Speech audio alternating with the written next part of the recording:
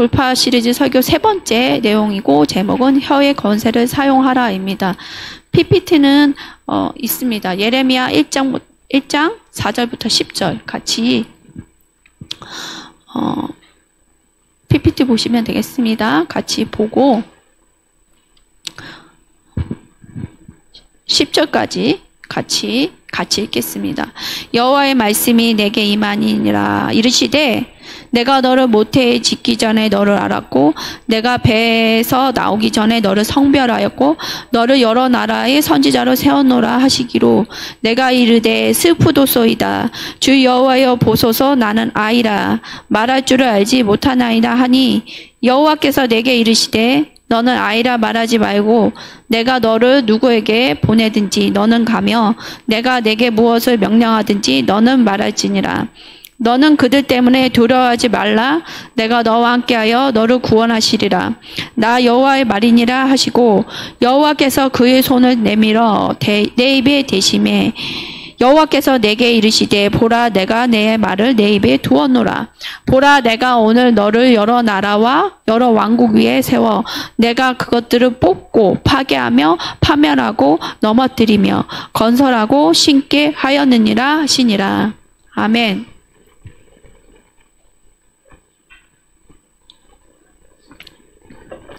자, 그동안 여러분들이 내뱉었던 여러분의 말에 의해 여러분의 주변 환경과 여러분의 처지가 얼마나 많이 바뀌었는지 좀 생각해 보셨으면 좋겠다는 생각이 들었습니다. 말씀 준비하면서. 혀에 권세가 있다는 말은 여러분은 모두 동의하실 것입니다. 잠언서 18장 21절 말씀을 보면 죽고 사는 것이 혀의 힘에 달렸나니 혀를 쓰기 좋아하는 자는 혀의 열매를 먹으니라 이렇게 나왔습니다. 잠언서 말씀은 분명히 우리 안에 혀의 권세가 있고 죽고 사는 권세가 있다. 그래서 결국은 혀의 열매에 따라서 먹게 된다고 다 했어요. 결과물을. 우리는 혀에 담긴 권세로 세우기도 하고 무너뜨리기도 합니다. 사람을 세우기도 하고 사람을 무너뜨리기도 해요. 시족하기도 하고 아니면 어떤 일을 하나님이 계획한 일을 세우기도 하고 하나님의 일이 일어나지 못하게 무너뜨리기도 합니다. 여러분의 많은 삶 속에 그런 일들이 있었을 거예요. 확실히 혀의 권세는 우리의 삶과 환경에 큰 영향을 미칩니다. 오늘 예레미야서 1장 말씀을 통해서 예레미야의 사명과 또 선포 능력과 그 영광성에 대해서 함께 살펴보고 또 이 말씀을 통해서 예레미야의 변화의 단계를 살펴보기 원합니다. 이 말씀 통해서 여러분들이 자신에 대해서 좀 많이 돌아보는 시간이 될 거라 믿습니다. 자, 예레미야는 선지자로서 하나님이 구분된 사람입니다. 1장 4절에서 5절을 이렇게 보면요. PPT 열어주세요. 변화의 첫 번째 단계는 짓는 겁니다. 하나님이 지으셨다고 나왔어요. 예레미야를 어떻게 지었다고요? 내가 너를 모태에 짓기 전에 누가 지었다고요? 엄마 아빠가 지은 게 아니라 하나님이 지으셨대요. 이거를 이제 다른 표현으로 하면 조성했다라는 뜻이에요. 조성. 하나님이 조성을 합니다. 누구를? 예레미야를. 우리를. 이 말씀대로 하면 예레미야가 엄마의 뱃속에서 조성되기 전에 만들어지기 전에 이미 하나님께서 그를 아셨다고 합니다. 이해되세요? 엄마의 뱃속에 들어가기 전에 예레미야를 아셨대요. 그러면 예레미야는 어디 있었던 건가요? 하나님 옆에 있었다는 거예요. 그래서 우리는 본향이 있다고 하는 거예요. 여러분들이 나중에 이제 별세하고 가면요. 본향으로 돌아갔다 얘기하는 거는 우리 원래 집으로 돌아간다는 얘기예요. 또한 태어나기 전부터 예레미야는 여러 나라의 선지자로 성별되고 임명된 거예요. 엄마의 뱃속에 들어가기 전부터 계획이 있었던 거예요. 예레미야는 이렇게 여러 나라의 선지자다. 이렇게 하나님 계획을 갖고 계시고 임명이 되고 이 땅에 온 거죠. 자, 조성에 대한 히브리어는 야차르입니다. 이제 히브리어 오늘 좀 많이 할 거예요. 야차르랍니다. 짓는다, 만들다, 조성하다는 뜻이에요. 그 뜻은 무언가를 쥐어짜 형태를 이루다는 거예요. 쥐어짜서 형태를 이루다, 조직하다라는 뜻입니다. 이 뜻은 스트롱 사전을 찾아보면요, 토기장이가 진흙덩이를 쥐어짜고 다듬어 특정한 형태를 만드는 행위를 야차르라고 합니다. 토기장이는 누구라고 나오죠? 말씀 보니까 하나님, 나는 누구? 진흙. 그러니까 하나님이 원하신 대로 빚으신다고 말씀에 나와 있습니다. 이 말씀을 이렇게 해석해도 됩니다. 예레미야가 엄마의 뱃속에 조성되기 전에 토기장이신 하나님은 특별한 목적으로 예레미야의 삶을 주무르고 다듬으셨다. 또 여기에 말씀 보면 너를 알았다 합니다. 알았다 한 거는 야다입니다. 히브리어로. 야다는 부부가 서로 안다. 그냥 친구가 아는 개념이 아니에요. 알다. 전체적으로 모든 것을 다 안다. 부부만에 아는 것들 있죠? 그런 개념이어서 창세기 보면 하나님이 우리를 아셨어요. 여기에서도 마찬가지 똑같은 야다라는 표현을 썼습니다. 알았다. 너를 알았다. 누구? 하나님이 예레미야를 알았다는 거예요. 하나님하고 예레미야가 그만큼 친밀한 관계를 유지했다는 뜻입니다. 그가 모태에서 조성되기 전이지만 엄마의 뱃속에 들어가기 전에 이미 하나님과 예레미야는 야다 상태였다. 아는 관계였다. 얼마나 친밀한 시간을 보냈는지는 성경에 나오지는 않아요. 그렇지만 하나님은 그의 사명과 부르심, 유다를 향한 온 열방을 위한 선지자로서의 부르심, 삶의 목적을 일찌감치 하나님은 계획하셔 놓으셨다. 근데 이 말씀을 놓고 제가 예레미야 1장 5절을 놓고 많은 분들이 기도를 해줘요. 치유 사역을 할 때. 그런데 많은 사람들이 이렇게 얘기해요. 선교사님, 예레미야는 선지자잖아요. 그러니까 특별하게 만드셨죠. 나는 아니에요. 이렇게 얘기해요. 아니에요. 말씀을 보면 하나님은 우리를 다 특별한 목적 가운데 만드시고 계획이 있다는 거예요. 우리 안에 누가 계시죠? 성령님 계시죠? 예수님 만남으로 성령님이 계시고 우리는 그분의 양입니다. 예수님의 양이에요. 그러면 기본적으로 누구 음성을 들을 수 있다? 예수님, 성령님 음성을 들을 수 있는 선지자적 백성이란 거예요. 하나님의 음성을 들을 수 있는 선지자적 백성. 그렇기 때문에 예레미야 같은 특별한 선지자의 부르심이 있는 사람도 있지만 나는 하나님의 영이 있는 특별한 존재이므로 하나님 백성이므로 나를 향한 하나님의 사명과 목적이 있으시다는 거예요. 그래서 이때 이곳에 주님이 보내셨다. 또 여러분의 가정에 보내셨다. 가정이 좋은 집안이면 괜찮아요. 할렐루야. 근데 좋지 않은 배경에서 자라면요, 이게 굉장히 화가 나는 이슈고 치유 때 막 화를 내세요. 우리 집이 어떤 집인지 알아요. 그래서 말도 못해요. 막 그러면서 막 화를 내요. 근데 어쩔 수 없어요. 하나님은 여러분의 그 가정에 보내셨습니다. 그러면 보냈었다는 거는 뭐냐? 하나님의 목적이 있다. 거기까지 좀 뒤에서 또 얘기하겠습니다. 만약 여러분이 하나님의 음성을 듣지 못한다면 아니면 혹은 듣지 않으려고 한다면 하나님의 능력이 결여된 삶을 살게 된다는 거예요. 많은 경우가 제가 보니까 듣지 않으려고 하는 것도 있어요. 제 안에 뭐가 있죠? 내 안에? 내가 원하는 게 있는 거예요. 그러니까 듣지 않으려고 하는 거예요. 다른 소리 하시거든요. 내가 생각한 거 다른 말씀하시니까 듣지 않으라는 내 안에 전제 조건이 있으니까 듣는 거 듣지 못해요. 이렇게 얘기를 하더라고요. 그러니까 결국은 파보면 들었어요. 그거를 막 강력한 음성이라고 생각을 하니까 자꾸 안 들렸다는데 이미 말씀하셨어요. 하나님하고 이 친밀한 교제를 나눌 때 하나님의 능력이 나를 통해서 나오기 시작합니다. 그게 뭐냐? 하나님과 교제를 하잖아요. 그러면 그분의 음성을 듣게 되잖아요. 그렇죠? 그 다음에 그랬을 때 그 교제를 통해서 하나님의 사랑이 나한테 덧입혀져요.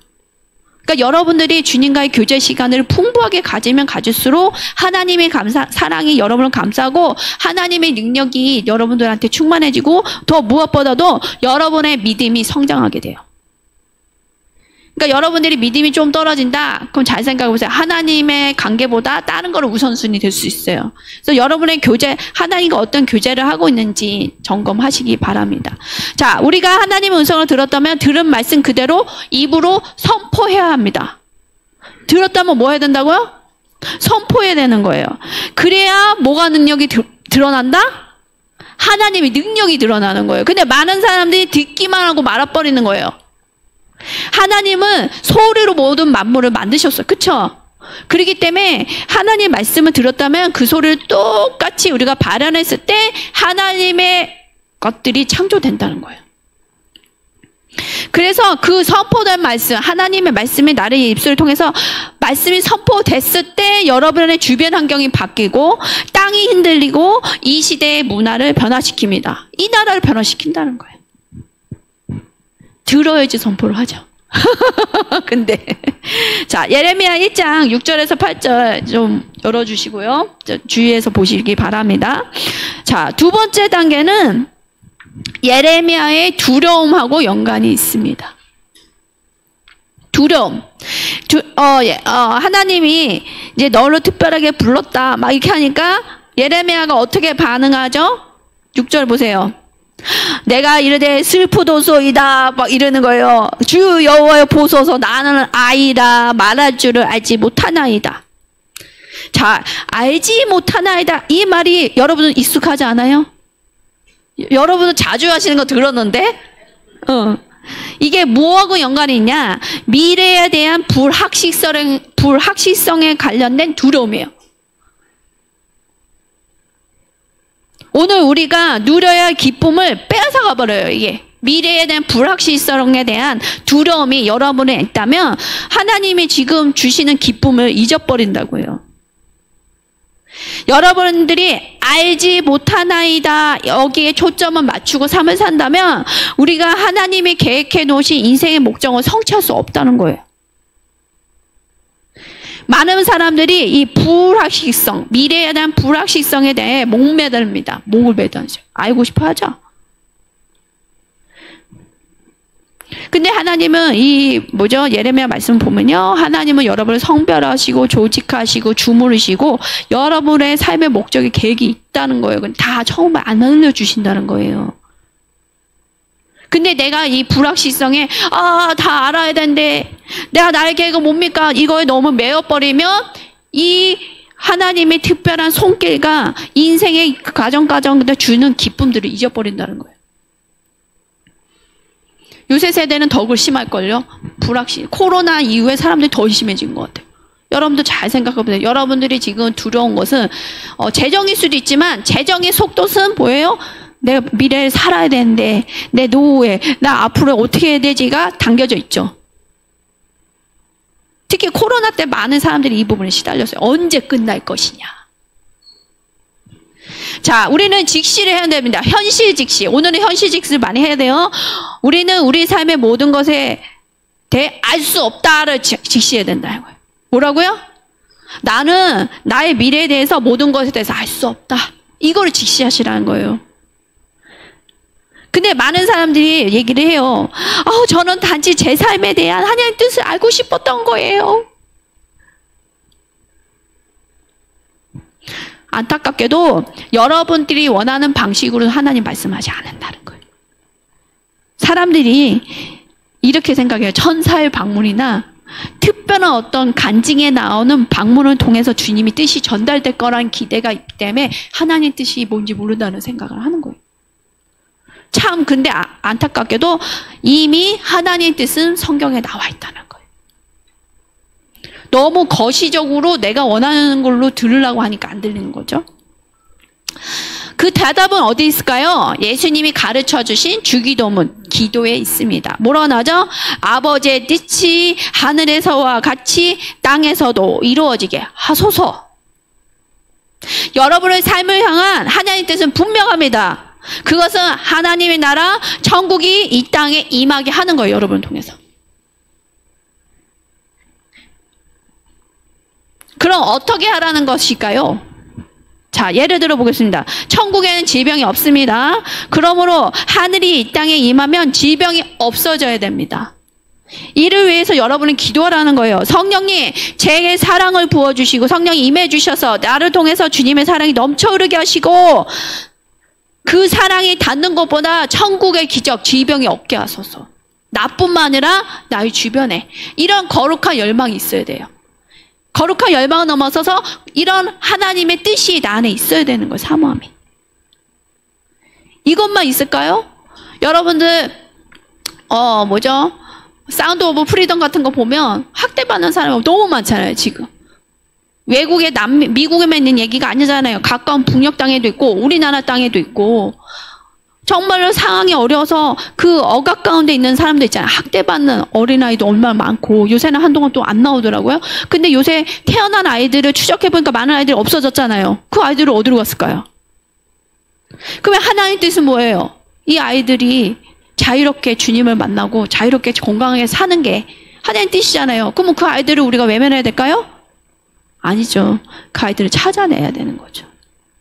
한참 은하성에서는 저랑 벌어진 아이들, 없어진 아이들을 위해서 기도를 많이 했었어요. 요새는 또 다른 거를 기도하지만 여러분의 부르심에 맞는 어떤 마음을 주실 거예요. 이 땅에 보이지 않는 영역 가운데 억압받는 사람들. 그것을 위해서 기도하고 그것을 위해서 실제로 헌금을 하거나 도울 수 있는 방법을 찾는 것이 하나님의 뜻이에요. 자, 하나님이 부르셨을 때 예레미야의 반응을 같이 말씀을 통해서 봅시다. 하나님이 선지자로 이제 부르신 거예요. 근데 모세랑 반응이 똑같아요. 여러분들하고 반응이 똑같아요. 저도 그랬을 수도 있는데. 자, 예레미야가 어떻게 대면을 하냐, 모세처럼 자신의 무능력함에 직면해요. 지금 봐봐요. 7절을 봅니까? 6절에 슬프도소이다 주여여 보소서 나는 아이라. 이때 아이가 아니에요. 솔직히 말하면 예레미야는 청년 때, 젊었을 때, 아주 아이 때는, 아주 어렸을 때는 아니라는 것 같은데 말할 줄을 알지 못하나이다. 모세한테 하나님이 너는 이스라엘을 이제 출애굽해야 되니 이집트에 가서 왕을 만나고 말해야 된다 할 때는 우리 누가 그랬죠? 모세가 나 말 어눌해서 말 못해요. 그랬더니 누굴 붙여줬죠? 아론이 형을 붙여주셨잖아요. 똑같아요. 여러분들이 부르셨을 때 하나님이 여러분들이 상태, 무능력함에 집중하게 된다는 거예요. 똑같아요. 자, 예레미야가 이렇게 대답하는 거. 하나님, 저는 말을 잘 못합니다. 이 사실을 모르셨어요. 저는 달변가가 아니라고요. 설교를 잘 못해요. 그리고 누가 저처럼 젊은 사람의 말을 듣겠습니까? 이 안에 무능력함, 두려움이 있는 거예요. 사람에 대한 두려움. 자신의 부족함에 대해서 실망하고 있는 모습이에요. 요새 은하성 교사님하고 제가 막 얘기해요. 사람들이 많은 미달이 신드롬에 아직도 빠져있는 것 같아. 미달. 제가 작년인가요? 언제 얘기했죠? 많은 사람들이 미달, 기준에 벗어났다, 미달된다. 이 미달이 신드롬에 빠져있다고. 열등감. 혹시 여러분들이 이 열등감, 미달이 신드롬에 빠져있다면 나오시길 바랍니다. 아멘? 자, 자신의 부족함에 대해서 실망했습니다. 이 실망은요, 어떤 형태이든 실망이든지 하나님의 여러분을 향한 약속을 그르치게 해요. 그러니까 여러분 안에 이 실망을 빨리 찾아서 제거하셔야 돼요. 하나님은 완벽한 자를 쓰시는 게 아니고 부족한 자를 쓰고 연약한 자를 쓰세요. 자, 그렇게 얘기했더니 하나님이 대답하십니다. 예레미야야, 그렇게 말하지 말라. 너는 반드시 가서 내가 명령한 것을 선포해야 한다. 자, 예레미야는 그 말을 듣고 순종함으로 하나님의 말씀을 선포했습니다. 왜? 그 말씀에는 이끄는 힘이 있었던 거예요. 하나님의 말씀에 힘이 있었던 거죠. 그랬더니 이제 듣게 되는데, 근데 실제로 그 말씀을 새겨들었던 사람들은 자신의 삶이 바뀌어져요. 우리의 모습도 하나님이 어떤 말씀을 하실 때 그 말씀을 어린아이의 마음같이 받아들이고 그 약속이 이루어질 걸 기대하는 사람은요, 하나님의 뜻 가운데 인생이 변화되는 복을 받아요. 내 인생이 하나님 뜻 가운데 변화되는 복을 받는다고요. 그런데 이스라엘이 이 얘기를 했을 때 선지자로 이 예레미야서의 많은 말씀을 선포했을 때 어떻게 반응했죠? 귀로 듣기는 했는데 마음으로 거부했어요. 여러분들 제가 이렇게 보면 간혹 느껴져요. 아, 듣는 척 하는데 마음을 확 믿는 게 느껴요. 이 거부하는 게 굉장히 강하더라고요. 치유적 설교가 아니니까 왜 거부하는지 얘기는 안 하겠어요. 만약에 예레미야가 이렇게 하나님의 경고에 대해서 선포했을 때 이 마음으로 받아들였던 이스라엘 사람들이 많았다면 어떤 일이 있었을까요? 여러분들이 예레미야 말씀을 읽었다면 아실 거예요. 나중에 이 말을 안 들어서 항복하라잖아요. 그랬더니 항복 안 하잖아요. 바벨론에 예루살렘에 살던 이스라엘 사람들이. 그랬더니 어떻게 돼요? 결국 예루살렘이 불타게 되고 가족들을 다 죽임당하고 진짜 가난한 사람만 놔두고 다 바벨론까지 잡혀갑니다. 포로로 잡혀갑니다. 만약에 이들이 하나님의 예레미야를 통해서 하신 말씀을 들었다면요, 어쩌면 예루살렘이 불타지 않았을 수도 있고 하나님 성전이 무너지지 않았을 수도 있고 내 사랑하는 가족이 안 죽었을 수도 있어요. 그리고 바벨론의 포로까지 안 잡혀갈 수 있다고요. 그 잡혀가는 모습이 얼마나 처참했는지 기록들을 보세요. 그냥 이렇게 잡혀가는 게 아니에요. 맨발에 완전히 다 헐벗은 채로 잡혀가는 거예요. 몇 달 걸어서. 그 더운 나라까지. 알지도 못하는 우상 숭배하는 나라. 많은 사람들이 예레미야처럼 불확실성을 두려워합니다. 지금 예레미야가 그 상태예요. 자, 8절에 근데 말씀하세요. 너는 그들 때문에 두려워하지 말라. 내가 너와 함께하여 너를 구원하리라. 나 여호와의 말이냐라 하시고. 막 불안해하는 거예요. 어떻게 해야 될지 모르고 하나님은 말씀에 내가 가야 되는 것 때문에 두려워하는 거예요. 왜냐면 사람들이 반겨주지도 않을 것 같고 나 어려요 말 못해요 막 이런 식으로 핑계를 대고 있는데 하나님은 두려워하지 말라고 말씀하십니다. 여러분의 삶 속에 불확실한 상황이 닥쳐올 때 여러분을 보호하시겠다는 거예요. 우리 모두의 개인의 삶과 또 이 나라 상황 가운데 이 나라에 대한 불확실성 가운데 하나님의 두려움을 버리고 하나님을 신뢰하기를 결단해라 말씀하십니다. 아멘. 혹여나 원수가 핍박의 칼날을 갈고 있을지라도 하나님은 그 가운데 건져내실 거라고요. 물 가운데 건져내신다고 분명히 말씀에 나왔어요. 약속입니다. 예레미야 1장 9절에서 10절 말씀을 보면서 또 이어가겠습니다. 이제 하나님이 세 번째 손을 대십니다.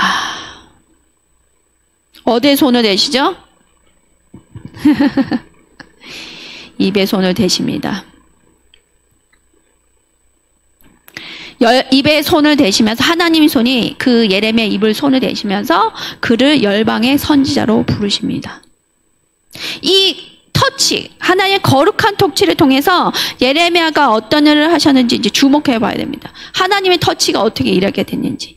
9절에 대신다. 그의 손을 내밀어 내 입에 대시며 있잖아요. 된다. 이런 하나님의 터치. 이게 히브리어로 나가입니다. 뭐라고요? 나가요. 하나님 터치가 나가라는 뜻입니다. 이 나가를 통해 뜻은 손을 대다. 그 다음에 어떤 뜻이냐?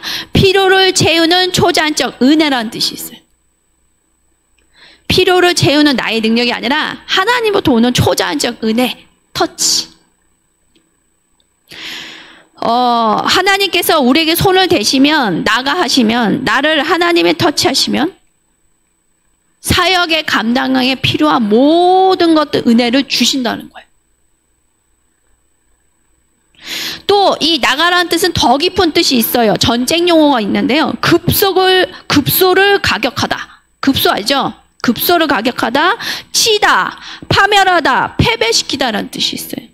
이게 무슨 얘기냐? 우리 전쟁 중에 있다면 적군의 계획을 무너뜨리고 파멸시켜야 한다면 그의 급소, 적군의 급소를 찾아 공격하다. 이런 의미가 있다는 거예요. 뭐가요? 나가가. 자, 이런 사실을 생각하면서 하나님께서 예레미야 입을 터치하는 장면으로 돌아가 보시기 바랍니다. 하나님은 예레미야가 선지자의 사명을 감당할 수 있도록 그의 입에 나가하셨습니다. 손을 대셨습니다. 그 나가의 은혜를 통해서 예레미야는 입을 벌리고 하나님의 온전한 뜻을 선포하게 된 거예요. 이게 무슨 얘기냐? 하나님이 뭐를 때려치신 것 같아요? 딱! 뭐를 치신 것 같아요, 지금? 예레미야의 실망, 불안, 두려움, 이걸 치신 거예요. 하나님께서 그의 입을 때려치는 순간 말을 잘 못한다는 열등감, 무능력, 두려움, 이 패배주의가 떨궈져 나간 거예요. 이게 선포의 능력이 비밀이 있다는 거예요. 여러분들 입 잠깐 열어서 소리 안 내서 기도 안 하려고 하잖아요. 그러면 계속 눌려있는 거예요. 근데 우리가 하나님 말씀 선포하는 순간 하나님 손이 탁 터치하면서 떨궈져 나오면서 하나님 뜻이 소리로 나가는 거예요. 자, 성도분들이요, 원수는 거짓말을 속여서 우리를 열등감의 장벽에 가두려 합니다. 우리는 우리 안에 내재된 하나님의 능력을 질식시켜라는 계획입니다. 나오지 않게 하나님의 능력이. 너는 결코 하나님의 영광을 드러낼 수 없어. 너는 결코 하나님의 능력을 행할 수 없어. 오늘 연수가 여러분에게 던지는 거짓말입니다. 사단은 여러분들이 이 거짓말을 믿기를 덥석 물기 원해요. 만일 원수의 거짓말을 믿는다면 여러분은 웅크릴 수밖에 없고 위축되어 있고 우울감 가운데 눌려있을 수밖에 없습니다. 이 땅에 여러분을 통해서 하나님 나라를 펼쳐지는 건 이미 물건나간 일이에요. 자, 하나님의 손이 예레미야의 실망을 내리치셨듯이 지금 바로 이 시간 하나님은 여러분의 열등감, 연약함을 내리치십니다. 아멘. 여러분의 능력을 의심케 하는 원수의 목소리를 잠재우시고 하나님 능력보다 높아진 원수의 모든 계획을 일일이 파쇄하십니다. 아멘. 하나님께서 여러분의 손을 대십니다. 그 모습을 상상해 보세요. 손이 이만한 손은 아니겠죠? 아주 큰 엄한 손으로 여러분의 마음속에 있는 불신, 불안, 연약함, 두려움, 기타 등등 실패감 등 다루십니다. 하나님 손이 내려와야 돼요. 그 이후에 하나님께서는 여러분의 대적과 싸우십니다. 사탄은 이미 십자가에서 패배했습니다. 이 사실을 믿고 진실을 믿고 용감하게 일어나십시오. 자, 우리가 다 함께 큰 소리로 선포합시다. 따라오세요. 이 세상 그 어떤 것도 내 안에 내재된 거룩한 능력을 하나님께서 내게 주신 위대한 사명을 가로막을 수 없습니다. 아멘. 자, 하나님께서 예레미야의 말, 혀의 건세를 빌려서 어떤 일을 이루고자 하시는지 살펴보십시다. 10절에 보니까 보라, 내가 오늘 너를 여러 나라와 여러 왕국에 세워 내가 그것들을 뽑고 파괴하며 파멸하고 넘어뜨리며 건설하고 신게 하였느니라. 하나님은 예레미야 혀를 통하여 만국을 뽑고 파괴하고 파멸하고 건설하고 세우기 원하시다. 예레미야가 싸움하러 가지 않았다는 거예요. 단지 혀예요. 혀. 그렇습니다. 여러분은 역시 하나님께서 지금 혀의 건세로, 여러분의 혀의 건세를 통하여 사단의 나라를 뽑고 파괴하고 파멸하고 세우고 심을 수 있게 해주신다는 거예요. 그래서 여러분의 환경에 하나님 나라가 임하게 하신다는 거예요. 아멘. 우리는 이 세상의 왕국들을 무너뜨리며 어둠의 건세와 제약의 보좌를 파멸하는 일에 부름을 받았다는 거예요. 하나님 나라가 임하도록. 하나님 나라가 아닌 세상의 왕국을 파멸하고 뽑도록 부르셨다는 거예요. 하나님이 지금. 그래서 여러분 입술에는 천국의 씨앗을 심는 권세가 있다. 이 천국의 씨앗은 비밀이 있어요. 이 땅에 우리가 심었던 건 잘 안 나지만요, 천국의 씨앗은 심기면 축복이 있고 부요함이 있고 치유가 있고 능력의 열매가 맺히는데 100배로 많아진다. 신명기 보니까 1000배나 많다. 이런 말씀이 있어요. 이것이 하나님 나라가 임하는 증거입니다. 예레미야 1장 11절에서 12절 이제 또 읽어볼게요. 우리는 오늘 안 읽었지만 같이 읽어보겠습니다. 없나요? 나는 자, 같이 읽어보겠습니다. 말씀이 또 내게 임하니라. 이르시되 예레미야야 내가 무엇을 보느냐 하시매 내가 대답하되 내가 살구나무 가지를 보나이다. 여호와께서 내게 이르시되 내가 잘 보았도다. 이는 내가 내 말을 지켜 그대로 이루려 함이라 하시니라. 이게 무슨 말일까요? 네 번째 단계는요, 영안이 열려서 하나님이 하시는 일을 보게 되는 단계예요. 이 단계까지 가셔야 돼요, 여러분들. 하나님이 예레미야한테 무슨 말씀하세요? 내가 무엇을 보느냐? 하나님께서 그의 입술을 만지기시 전까지 그는 자신의 미래를 보지 못했어요. 영안이 열려서 보지 못했다는 거예요. 근데 하나님이 손을 대시자, 그의 입술에 손을 대시자 그의 눈이 열린 거예요. 그러니까 여러분들의 이 비밀이에요. 영안이 왜 안 열립니까 하면 분명히 뭔가 말로 많이 막아놨던 부분이 있어요. 근데 이 말했던 잘못된 부분을 회개하면서 영안이 열린 경우가 많아요. 자, 하나님의 손이 되시자 예레미야 눈이 열렸습니다. 하나님께서 우리 안에 있는 좌절감을 제거하시고 실패감을 제거하시고 두려움과 불안을 제거하시고 또 원수를 무찔러 주시는 것은 우리 안에 보는 능력, 하나님이 하시는 일을 보게 하신다는 거예요. 놀랍지 않아요? 여러분을 열어주시겠다는 거예요, 지금. 아멘? 오늘 회개 기도하고 나면 더 열릴 거예요. 그렇기 때문에 이런 거를 보기 때문에 원수는 자꾸만 여러분의 눈을 가리고 하나님이 여러분 안에 심겨놓은 무한한 잠재성 능력을 보지 못하도록 해요. 세상 사람들이 보는 나의 관점으로 나를 보려고 한다고요. 자, 하나님께서 예레미야를 만드신 후에 그의 눈이 열렸습니다. 여기 성경에 보면 살구나무가 보여요 이렇게 얘기해요. 자, 살구나무는 영어로 보면 아몬드 나무라고 나와 있어요. 자, 아몬드 나무는요, 이스라엘에서 처음 봄이 왔을 때 움이 터져 나오는 나무예요. 그래서 아몬드 나무에 싹이 텄다 하면요, 새로운 계절이 시작됐구나 하는 지표예요. 자, 예레미야가 열린 눈으로 자신의 상황 가운데 봤을 때 살구나무를, 아몬드 나무를 보았다는 것은 영적으로 새로운 시작이 시작됐고 이 땅에서도 새로운 시작이 시작되었다 하시는 말씀도 있는 거예요. 더 이상 과거의 실망과 연약함으로 통해서 발걸음을 붙잡는 게 아니라 새로운 문이 열렸다. 시간이 시작되었다.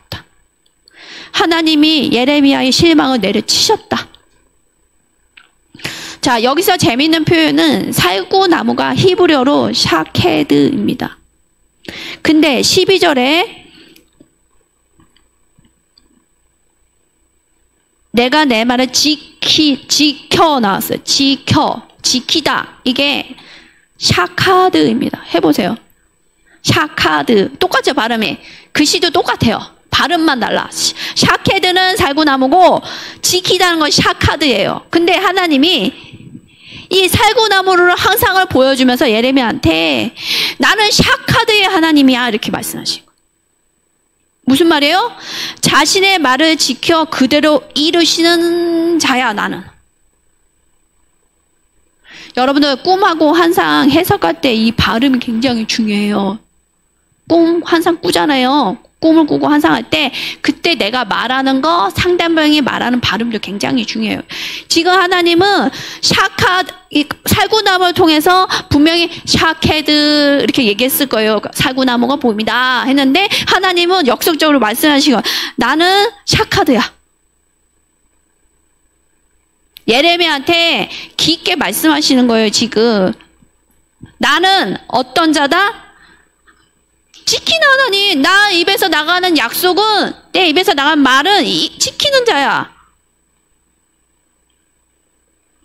그거를 그대로 이룰 거야.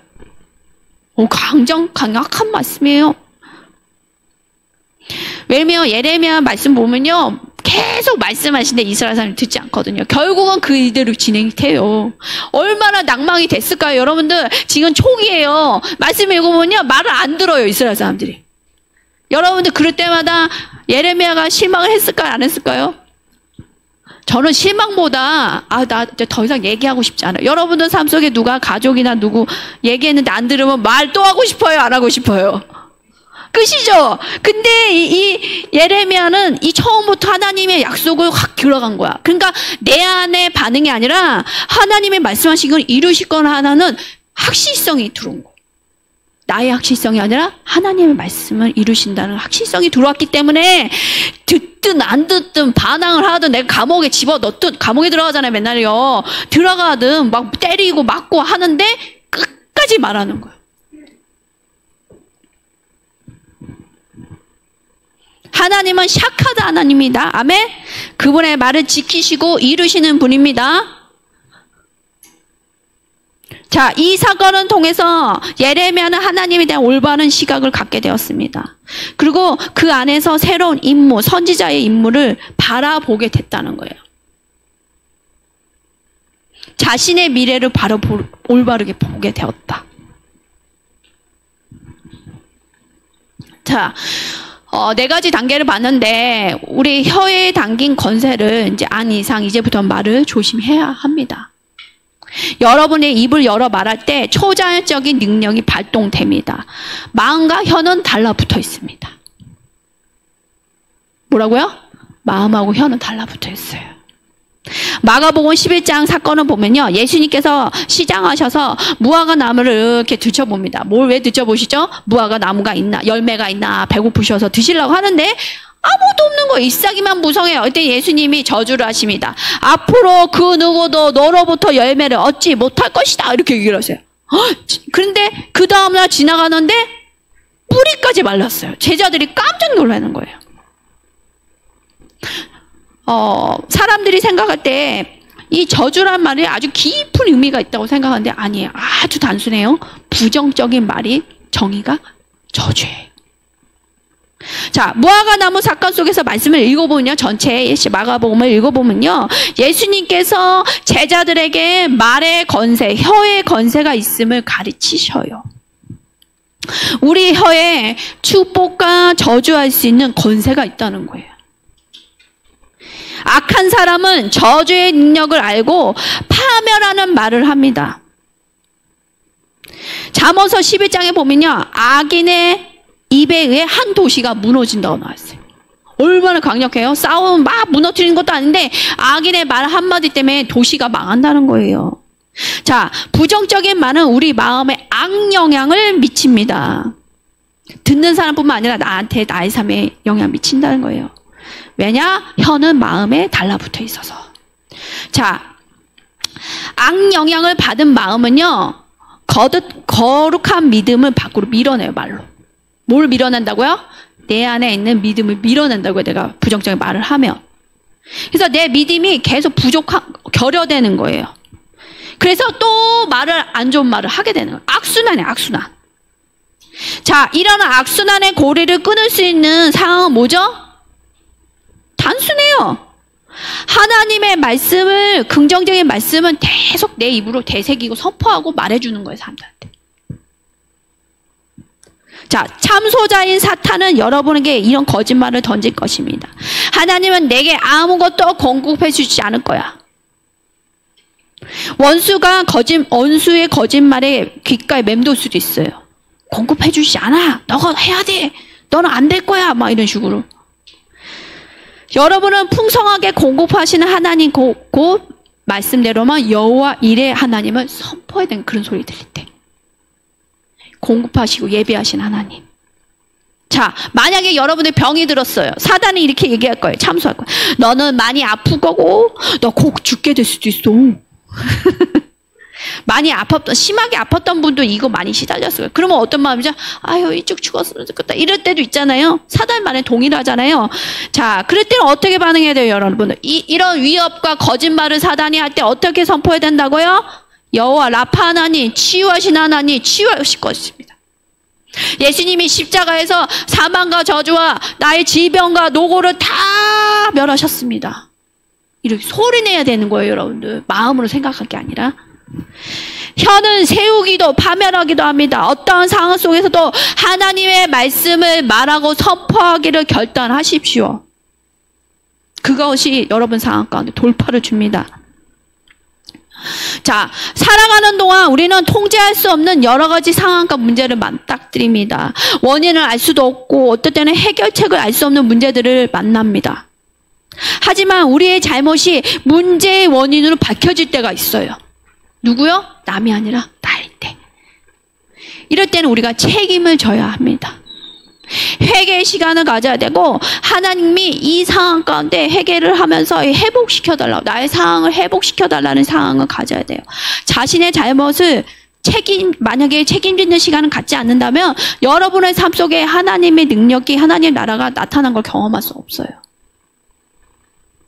자, 스스로 책임지지 않으라는 태도는 어떠한 모습일까요? 그것은 자신의 혀에 재갈을 물리지 않고 본능적으로 다른 사람한테 말을 하고 책임을 전가하는 모습이 이 모습이에요. 재갈이 뭔지 알죠? 말한테 물리는 이거를 재갈이래요. 성경에 재갈을 물리라고 나왔거든요. 근데 재갈을 물리지 않고 내가 본능적으로 생각나는 말을 이 말 저 말 하면서 다른 사람이 잘못했다고 책임 전가하는 모습이 내 삶에 대해서 스스로 책임지지 않는 행동이라 한 거예요. 혀를 통제하지 않으면 우리의 입안은 다른 사람을 탓하는 말로 가득해집니다. 탓한다고. 나를 탓한 게 아니라 남을 계속 탓하게 해요. 주로 이런 사람은 남에게 상처를 받거나 배신당한 경험이 있거나 혹은 누군가에게 악한 말을 들었을 때 이런 식으로 반응을 해요. 자, 여러분 삶 속에 불쾌한 일이 계속 연속되고 있습니까? 있을 수 있죠. 그렇다면 입을 열어 다른 사람을 탓하기 전에 질문을 해보세요. 스스로. 혹시 내 문제가 아닌지. 자, 우리 혀는 다른 사람들에 대해 악의로 가득한 말, 비난하는 말, 판단하는 말로 참 분주했습니다. 그로 인해 우리는 알게 모르게 열악한 환경에 갇혀 있게 됐다는 거예요. 열악한 환경이 우리의 말로 창조되었어요. 자신의 책임을 부정할 경우 우리는 자연스럽게 다른 사람을 탓하게 됩니다. 그런데 이상하게도 이렇게 다른 사람을 비난하고 판단하는 순간 수치심의 문이 열려요. 그래서 내가 수치스럽게 돼요. 비난은 수치심이 들어오는 통로입니다. 그런 수치심이 내 안에 쌓이고 나면요, 결국은 하나님 능력이 내 안에서 빠져나갑니다. 사라져버려요. 마지막으로 판단에 대해서 나누겠습니다. 지금 이제 비난에 대해서 얘기했답니다. 야고보서의 야고보는요, 형제를 비난한 것은 곧 하나님을 비난한 것이라고 말합니다. 형제를 비난하는 사람은 하나님의 거룩한 사랑을 받지 못하게 됩니다. 야고보서 3장에는요, 교사들, 리더들에 대한 교훈의 내용이 나오는데요. 야고보는 특히 그들이 다른 사람보다 더 큰 판단을 받게 될 거라고. 리더들은 큰 판단을 받을 거라고. 남을 판단했을 때. 자, 여러분의 사역을 하거나 하나님 일을 할 때 여러분은 비난받을 수 있어요. 더 받을 수 있어요. 사단이 공격을 하죠. 비난받는 건 쉽지 않아요. 가슴이 아픈 일이에요. 자, 비난이란 말의 뜻은요, 덫을 놓다, 발을 걸어 넘어뜨리다 라는 뜻이에요. 무슨 얘기냐? 비난은 곧 누군가의 발을 걸어 재에 빠지게 만드는 행위를 하고 있다는 거예요. 결국은 거친 돌이다라는 표현을 해요. 우리 모두 우리 자신을 돌아보아야 됩니다. 내가 얼마나 자주 다른 사람 비난하고 판단했는가. 그것이 또 의도하지 않았더라도 부주의하게 말을 내뱉음으로 다른 사람의 마음에 상처를 낸 일에 대해서 회개해야 합니다. 저주를 말하는 혀가 악한 기운을 내뿜습니다. 악한 기운. 우리의 삶이 열매 없는 모습을 전락한다고, 항폐하게 된다고. 우리의 혀가 비난을 발설할 때 주변 사람들이 돌부리에 걸려 넘어지는 거예요. 실족하게 되는 거예요. 이제 우리의 삶을 되돌아봐서 혀의 건사를 하나님의 말씀과 약속을 선포하는 내가 되도록 기도해야 합니다.